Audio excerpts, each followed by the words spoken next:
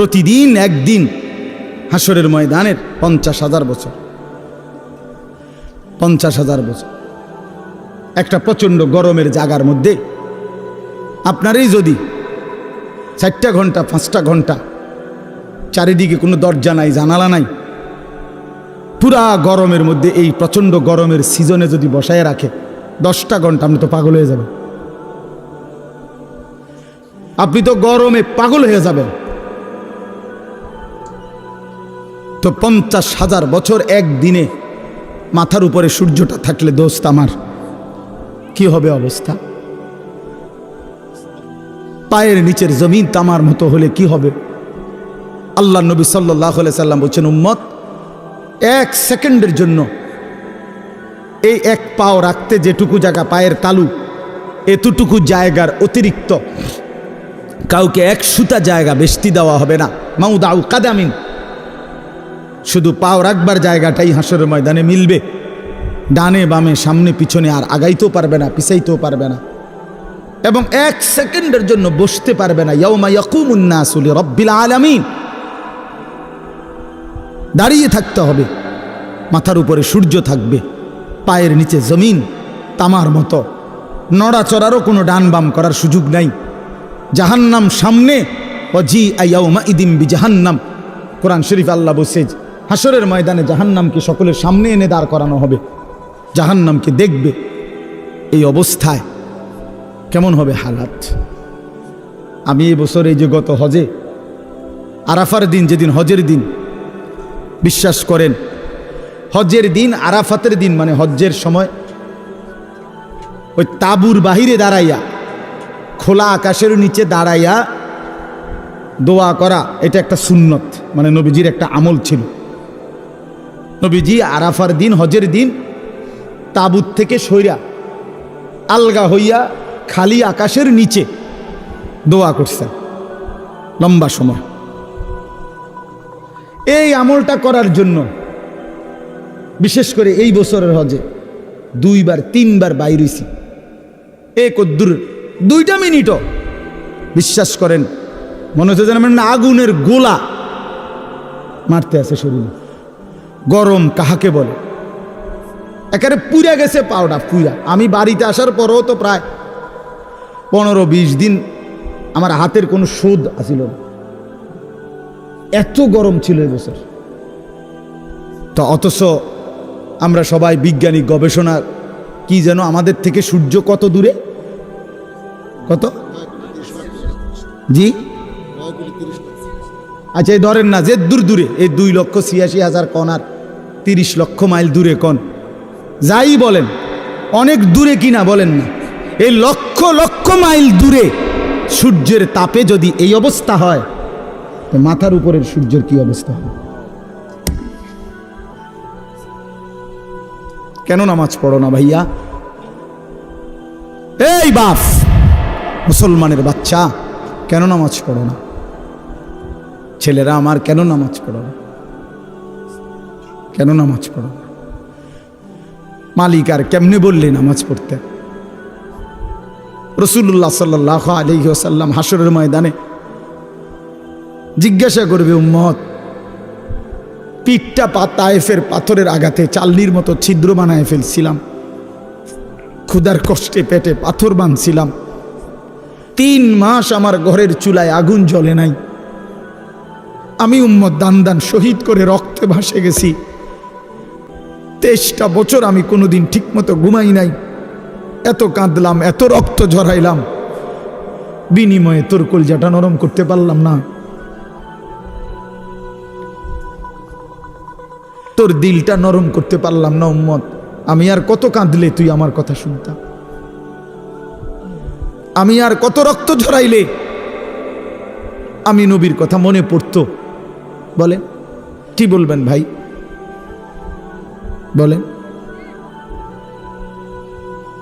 কি জবাব হতে পারে তখন? আল্লাহ আল্লাহ আমাদেরকে বুঝ দান করেন। এজন্য চলেন আমরা, আল্লাহ তাআলা আমাদেরকে বলছে, বান্দা তুমি জান্নাতে যাইতে হইলে তাকওয়া অর্জন করতে হবে। ইমান তোমারে আমি এমনিই দিলাম, জন্মসূত্রেই মায়ের পেট থেকে বের হইছ, সাথে আমি ইমানের দৌলত আমি তোমারে দিয়া দিছিলাম। মুসলমান মায়ের ঘরে জন্ম দিয়া ইমান আমি তোমারে এমনিই দিছি, সর্বশ্রেষ্ঠ সম্পদ আমি এমনিই দিলাম। এবার তুমি আমারে সাথে আরেকটা নিয়ামত তাকওয়া, এটা সাথে বুঝাইয়া দাও। ইমান আর তাকওয়া আমার হাতে তুলে দিবা, আমার জান্নাত আমি তোমার হাতে তুলে দেব। এই তাকওয়া বুঝাইয়া দাও। ইমানের পরে প্রত্যেকটা মুমিনের কাছে, মুসলমানের কাছে আল্লাহর পাকের চাওয়া তাকওয়া। আল্লাহ যেন বলে, ইসলাম তো তোমারে দিলাম, মোমেন তো তোমার পরিচয় হইল, তুমি তো নিজেরাই বলতেছো তুমি মুসলমান, তুমিই বলতেছো তুমি মোমেন। আমরা এখানে বলি না সবাই নিজেরা মুসলমান বলেন? ওরে ভাই বলেন না, ছেলেরা বলো ভাই। এই পরিচয়ে কোনো অতৃপ্তি বা অসন্তুষ্টি আছে কারো? তাইলে আমরা আলহামদুলিল্লাহ এই ব্যাপারে আমরা সন্তুষ্ট যে আমি মুসলমান, আমি মুসলমান। তো আল্লাহ তাআলা বলেন, মুসলমানের পরিচয় তো তোমারে আমি দিলামই, এটা তো আমিই দিছি। তোমার কোনো যোগ্যতা নাই, তোমার বাবা মারও কোনো যোগ্যতা নাই। আমি কেন আমার বাপ মার ঘরে জন্ম নিলাম? এটা কি আমার বাপ মায়ের কোনো যোগ্যতা? আমি কেন মুসলমানের ঘরে জন্ম নিলাম? ওই লোকটা কেন হিন্দুর ঘরে জন্ম নিল? এর মধ্যে আমাদের কোনো সফলতা ব্যর্থতার কিছু আছে? না, আল্লাহর দয়া, আল্লাহর দয়া। তো আল্লাহ তাআলা বলেন, ইমান তো আমি দিলামই, ইসলাম আমি দিলাম, এবার তুমি তাকওয়া অবলম্বন করো। ইয়া আইয়ুহাল্লাযীনা আমানুত্তাকুল্লাহ, হে ঈমানদারগণ, ইত্তাকুল্লাহ, তাকওয়া অবলম্বন করো, তাকওয়া অবলম্বন করো, তাকওয়া অবলম্বন করো। বারবার বারবার বারবার তাকওয়া বুঝাইয়া দিবা, আমি অনন্তকালের জান্নাত বুঝাইয়া দেব। তাকওয়া কি? আল্লাহকে তাকওয়া দিতে বলছে আল্লাহ আমাদেরকে। আমরা মুসলমান, আমাদেরকে আল্লাহর সামনে তাকওয়া দিতে হবে বুঝাইয়া। তাকওয়া কি?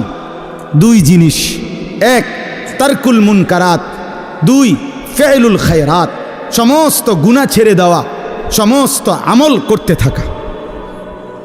আল্লাহ তাআলা বলছে, গুনাহ ছেড়ে দাও, বন্দিগিতে লেগে যাও, আমার হুকুম পালন করো, আমার নিষেধ বর্জন করো।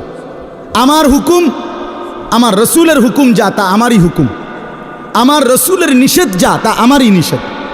কারণ নবী সাল্লাল্লাহু আলাইহি সাল্লাম নিজের থেকে কিছুই বলেন নাই, করতেও বলেন নাই, ছাড়তেও বলেন নাই। কথা বলেন না কেন? নবী যা করতে বলছেন তাও আল্লাহর পক্ষ থেকে, যা ছাড়তে বলছেন তাও কার পক্ষ থেকে? আল্লাহর পক্ষ থেকে। তাহলে আল্লাহ এবং তার রসুলের হুকুম এটা বললে যেই কথা, আপনি আল্লাহর হুকুম বললেও নবীজির কথা অন্তর্ভুক্ত। কারণ আল্লাহর হুকুম, আল্লাহর যাবতীয় কথা, কোরআনের প্রতি অক্ষর এই পৃথিবীবাসী রাসূলুল্লাহ সাল্লাল্লাহু আলাইহি সাল্লামের জবান ছাড়া আর কারো কণ্ঠে শুনে নাই। কথা বলেন, কোরআন শরীফের একটি অক্ষরও পৃথিবীবাসী অন্য কারো মুখ দিয়া প্রথম শুনে নাই।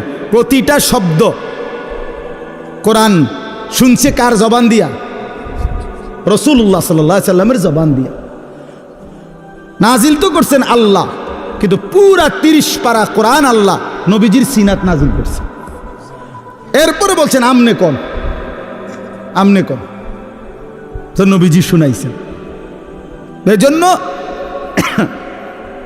আল্লাহ তাআলা বলেন, বান্দা গুনাহ ছেড়ে দাও, নেক আমলে লেগে যাও।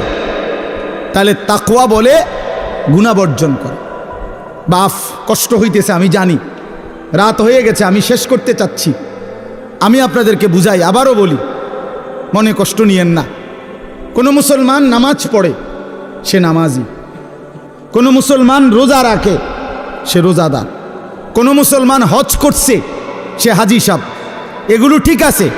কিন্তু কোনো মুসলমান দিনদার, কোনো মুসলমান ফরহেজগার, কোনো মুসলমান আল্লাহওয়ালা, এইটা বলতে হইলে শুধু নামাজ, শুধু রোজা, শুধু জাকাত, শুধু জিকির যথেষ্ট নয়, বরং পুরা দিন মানা জরুরি।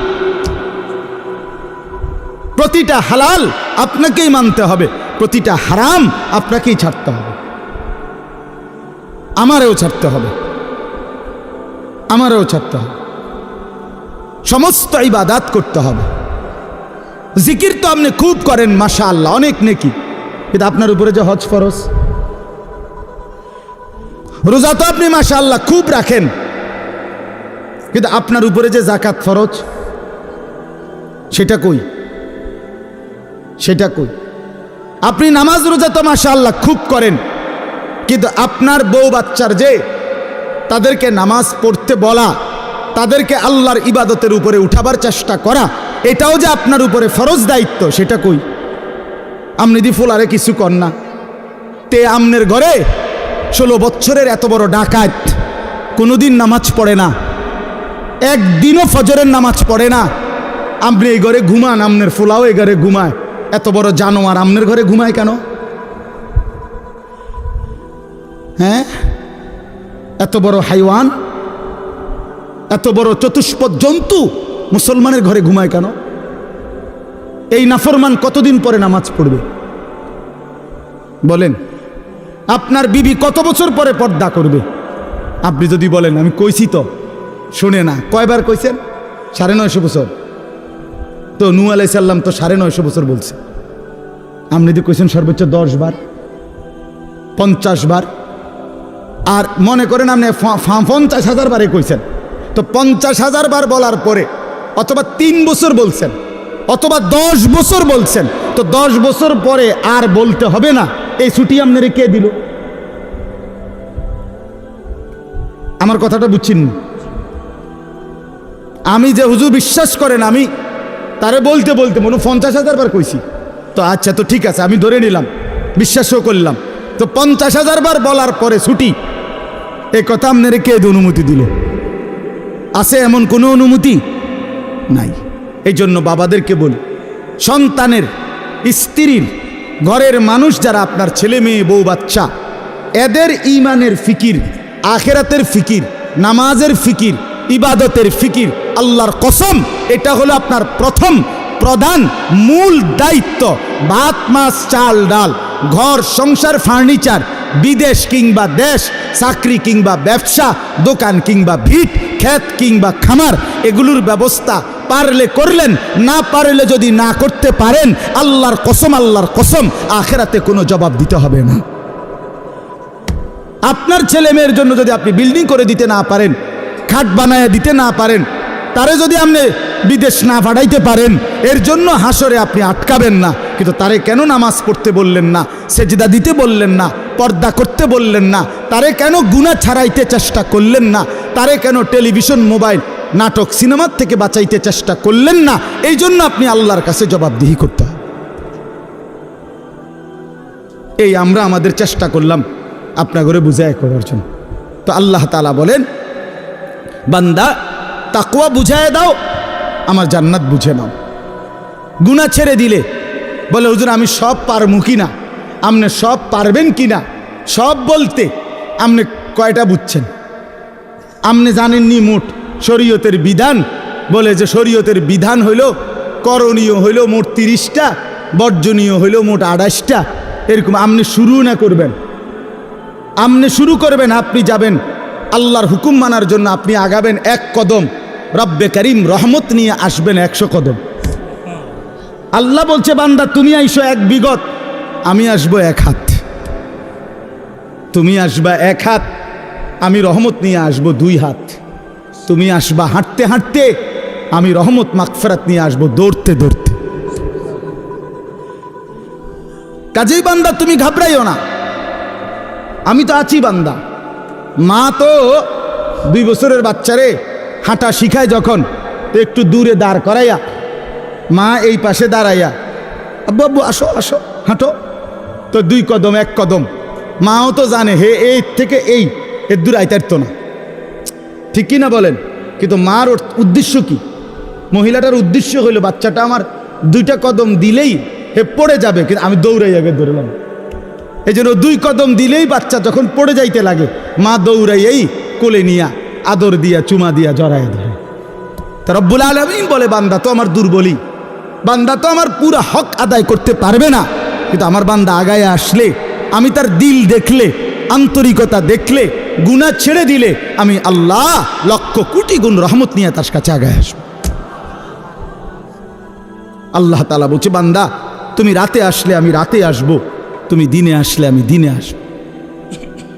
তুমি পুরা পৃথিবীর সমস্ত বালুকণা পরিমাণ গুনাহ নিয়ে আসলে, আমার কাছে মাফ চাইলে, চোখের পানি ফেললে, আমি আল্লাহ তাআলা সমপরিমাণ মাগফিরাত নিয়ে তোমার কাছে আসব। হাদিস এটা। এই জন্য আমরা প্রত্যেকেই চেষ্টা করি। আমার দ্বারা হইতো না এ কথা মুসলমান বলতে পারে না। মুমিন এ কথা বললে হবে না রে বাপ। আপনি পারবেন, আপনি পারবেন। নেক আমল, আল্লাহর হুকুম পালন করার নিজেরও চেষ্টা করেন, বউ বাচ্চার জন্য চেষ্টা করেন। আর যুবক ছেলে, তোমরা ভাই নিজেরে নিজে নষ্ট করো না। এই রাত গভীরে এই বন্ধু আমি বললাম, ভাই আমার, তোমার যৌবনের শক্তি দুনিয়ার মধ্যেই নষ্ট করে দেয়। আখিরাতের বরবাদি তো আছেই, দুনিয়ারও শক্তি, সামর্থ্য, যৌবন, যৌন শক্তি নষ্ট করে দেয়। এই জন্য দুনিয়াও কষ্ট হবে, আখিরাতও কষ্ট হবে। তুমি ব্যক্তিগতভাবে না জানলেও আমি জানি, হাজারো শত শত যুবকের সাথে আমার ব্যক্তিগত সম্পর্ক আছে, ব্যক্তিগত মহব্বত আছে আমার সাথে। এরকম অসংখ্য যুবকের চোখের পানি এই এতগুলো মানুষের সামনে আল্লাহর কসম আমি দেখছি। তুমি জানো না, নষ্ট নারী, নষ্ট ছবি দেখতে দেখতে নিজের শরীর সক্ষমতা কি পরিমাণ নষ্ট করে ফেলছে। নিজের হাত নিজের নাফরমানি গুনার মধ্যে ব্যবহার করে কি পরিমাণ বরবাদ করে দিছে। সারা রাত নিজের জীবন কি পরিমাণ শেষ করে দিছে। এখন একাকী নিভৃতে কাঁদে, মা জানে না, বাবা জানে না, পৃথিবীর কেউ জানে না, দুঃখে দুঃখে কাঁদে। আমি এমন শত শত যুবক আমাদের সাথে তো কথা বলে, কাঁদে, দোয়া চায়, কি করব বলে। তোমার কাছে তো কইতো না, তোমার কাছে বলবে কেন? আল্লাহ আমাদেরকে মাফ করে দেন। এই জন্য আমি অনেক ছেলে দেখা বললাম, দয়া করে নিজের আখলাক, নিজের চরিত্র নষ্ট করলে মানুষ আর মানুষ থাকে না। তো আল্লাহ তাআলা বলেন, এবার এই তর্জমাগুলো শুনেন, তাইলেই কথা শেষ। আল্লাহ তাআলা আমাদের কাছে তাকওয়া চায়। আল্লাহ বলে, আমারে মুত্তাকি পরিচয় দিয়া বুঝায় দাও তুমি মুত্তাকি, মানে তুমি গুনাহ ছেড়ে দিয়েছ, নেক আমল অভ্যস্ত ছিলা। আল্লাহ বলেন, এমন হলেই তুমি মুত্তাকি। ইন্নাল মুত্তাকিনা ফি জান্নাতি ওয়া উয়ুন, নিশ্চয়ই আমি আমার মুত্তাকি বান্দাদেরকে আমার অগণিত জান্নাতের মধ্যেই থাকতে দেব। ওয়া উয়ুন, এবং ঝর্ণা ধারা বেষ্টিত, নহর দ্বারা বেষ্টিত আমি আল্লাহ তাআলা জান্নাতেই তাদেরকে রাখতে দেব। সুবহানাল্লাহ। শর্ত হইল গুনাহমুক্ত জীবন, আল্লাহর বন্দিগিওয়ালা জীবন দেখাইতে হবে। জান্নাতে আল্লাহ বলেন, ফি জান্নাত, আমার অগণিত জান্নাতে থাকবা। অয়ুন, ঝর্ণা ধারা বেষ্টিত জান্নাত। এটা একটা সুন্দর কথা, মানে জান্নাতের মধ্যে 24 ঘন্টা আল্লাহ তাআলা জান্নাতি বান্দার জন্য 4টা নহর চালু রাখবেন। একটা হলো দুধের নহর, পানির নহর, মধুর নহর, মদের নহর। দুধের নদী, পানির নদী, মধুর নদী, মদের নদী। দুনিয়ার মদ না, জান্নাতের মদ। এই 4টা 24 ঘন্টা থাকবে। থাকবে যে বিষয়টা এমন না যে মনে করেন এখানে 4টা ড্রামের মধ্যে বা 4টা টাঙ্কির মধ্যে এই 4 ধরনের দুধ, মধু, মদ, পানি আছে। তো আমগরে বলে দিছে যে আমি তোমাদের উপরে সন্তুষ্ট, তোমাদের যখনই মন চায় এখান থেকে দুধ, মধু, মদ, পানি যেটা মন চায় এটা খাইবা। মনে করেন জান্নাতে বলল, তো এইটা অর্থ না। এটা যদি হয় তাহলে তো একটা সমস্যা আছে এখানে। ও যে পিছনের যে বেটা, তারা এখান থেকে মধু নিতে হইলে, দুধ নিতে হইলে তো হেন থেকে হাইটটা আইতে হইবেন, এনে আইতে হবে না হাইটটা, তো এত দূর হাইটতে একবার কষ্ট হবে। তো জান্নাতি বান্দা বলবে, আল্লাহ আপনি আমারে এত দূর হাঁটাইলেন, তো আর আমার জান্নাত কি দিলেন? আমরা তো আমার কষ্টই দিলেন কদ্দূর। সুবহানাল্লাহ। তাফসীরের মধ্যে জন্য লিখছে, জান্নাতি বান্দা যখন জান্নাতে যেখানেই থাকবে, দাঁড়ানো, বসা, শোয়া, হাঁটতে থাকুক, ডান দিকে থাকুক, বাম দিকে থাকুক, সামনে থাকুক, পিছনে থাকুক, যেখানেই থাকুক, 24 ঘন্টা তার পাশে এই 4টা নহর নদী ঝর্ণা বইতে থাকবে। তুমি হাইটটা যাইতে হবে না এক কদম, তোমার লগেই থাকবে একসাথে। এইটারে কয় উয়ুন জান্নাতিন তাজরি মিন তাহতিহাল আনহার, এইটার অর্থ এটা। সারাক্ষণ সারাক্ষণ আল্লাহ আমাদেরকে তৌফিক দান করেন। মালিক তো জান্নাত বান্দাদের জন্যই বানাইছে, মুসলমানদের জন্যই বানাইছে। তা আমরা তো মুসলমান, আমরা আল্লাহর কাছে জান্নাত চাইতে পারি না? কথা বলেন না, চাইতে পারি আমরা? আলহামদুলিল্লাহ। এরপরে আল্লাহ তাআলা বলেন উদখুলুহা বিসালামিন আমিনিন, আল্লাহর ফেরেশতারা বলবে হে আল্লাহর বান্দা, চির শান্তি এবং চির নিরাপত্তার সাথে জান্নাতে ঢোকো, আর কোনো দিন অশান্তি মিলবে না, আর কোনো দিন বিপদ মুসিবত আসবে না। চিরদিনের জন্য শান্তি, চিরদিনের জন্য নিরাপদ জায়গায় ঢোকো। 3 নাম্বার আল্লাহ বলেন ওই যেটা বলে ফেলছি, ওয়া নাযা'না মা ফি সুদুরিহিম মিন গিল্লিন, আমি আল্লাহ তাআলা প্রতিটা জান্নাতি বান্দা জান্নাতে ঢুকবার আগেই তার দিল থেকে হিংসা, বিদ্বেষ, রাগ, ক্রোধ এগুলা খুলে ফেলে দেব। ইখওয়ানান আলা সুরুরিম মুতাকাবিলিন, পরস্পর জান্নাতি বান্দা ভাই ভাই হবে। আরো মজার বিষয় এখানে বলছে, সকলেই যখন যে অবস্থায় থাকুক, দাঁড়াইয়া থাকুক, বসে থাকুক, শুয়ে থাকুক, 1 সেকেন্ডের জন্য জান্নাতি কেউ কারো পিছনে হবে না। বুঝছেন না?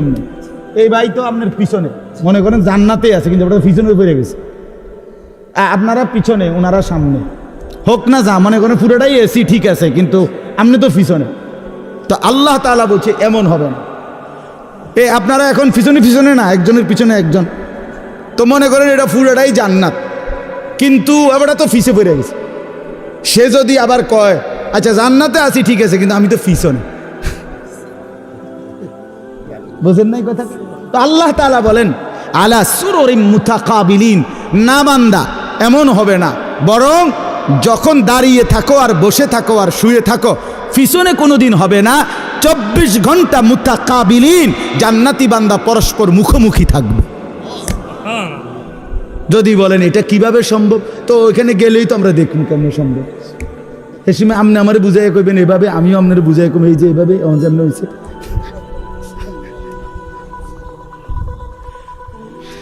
লা ইয়ামাসসুহুম ফিহা নাসাবুন, রব্বুল আলামিন বলে 1,00,000 কোটি বছরে জান্নাতীর কোনো দিন কোনো ক্লান্তি আসবে না। দুনিয়ায় দুঃখেও মানুষের ক্লান্ত হয়, আবার সুখেও ক্লান্ত হয়, হাসতে হাসতেও কাহিল হয়ে যায়, কানতে কানতেও কাহিল হয়ে যায়, খেলতে খেলতেও দুর্বল হয়ে যায়, হয় না? অনেকক্ষণ ধরে খেলতেছে তো এখন কি লাগতেছে? কাহিল লাগতেছে। তো হাসতে হাসতেও কাহিল হয়, কানতে কানতেও কাহিল হয়। আল্লাহ বলেন জান্নাতি বান্দা যত সুখের মধ্যেই থাকুক না কেন 24 ঘন্টা কখনোই কোনো ক্লান্তি আসবে না। ওমা হুম মিনহা বিমুখরাজিন, রব্বুল আলামিন বলেন কোনো দিন 1,00,000 কোটি বছরে জান্নাতি বান্দাকে 1 সেকেন্ডের জন্য জান্নাত থেকে বের করা হবে না, কোনো দিন বাহির হবে না, অনন্তকালের জন্য থাকবে। এবার শেষ কথা বন্ধু, নব্বি এই বাদি আন্নি আনাল গফুরুর রহিম। রব্বুল আলামিন বলেন এমন সুন্দর এমন সুখের জান্নাত আমি আল্লাহ বর্ণনা দেওয়ার পরে বন্ধু ও নবী আপনাকে বলছি, কোন উম্মত যদি আপনার বলে আল্লাহ আমি তো শুনেছি জান্নাতের কথা, যেতেও মন চায়, কিন্তু এই পরিমাণ গুনার নাফরমানি করেছি রব্বুল আলামিন, যার কারণে গুনাহ তো অনেক বেশি, জান্নাতের আশাই করতে পারি না। আল্লাহ বলেন বন্ধু আপনি আমার সেই বান্দাদেরকে বলে দেন আন্নি আনাল গফুরুর রহিম, যত 1,00,000 কোটি গুনাহ হোক না কেন ছেড়ে দিয়ে তওবা করে চোখের পানি ফেলে যদি আমি আল্লাহর দিকে ফিরে আসে, আমি আল্লাহ ওয়াদা দিলাম আসমান ছোঁয়া গুনাহ হলেও আমি আল্লাহ গফুর, আমি নিশ্চিত মাফ করে দেব। জান্নাতে যেতে চাও? অনেক গুনাহ, আল্লাহ বলে